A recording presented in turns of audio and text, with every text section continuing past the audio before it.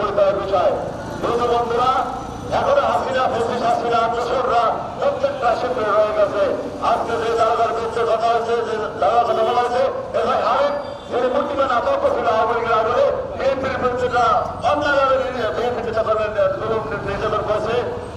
আজকে এই মামলা সাজানো জড়িত যদি ক্ষমা করে বিএনপিতে জড়িত থাকে, আমরা তার দলকে বহিষ্কারের দাবি করছি। প্রিয় বন্ধুরা, আজকে যে মামলায় যে জবাবদারি রয়েছে তাকে জেলে প্রেরণ করছে, আসলে এই মামলাটা বেলের যোগ্য মামলা।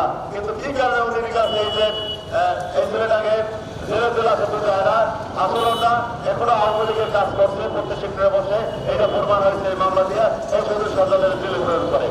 প্রিয় বন্ধুরা, আমরা সদস্য সরকারের অনুরোধ মিলে 24 ঘন্টার মধ্যে মুক্তি দাবি করছি।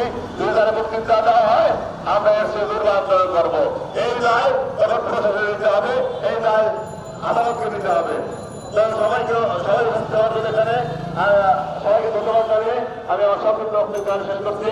আল্লাহ হাফেজ। বাংলাদেশ জিন্দাবাদ, দেশটি খালেদা জিন্দাবাদ, ধরনের জিন্দাবাদ, শহীদ রাষ্ট্রপতি জিয়াউর রহমান। আসসালামু আলাইকুম।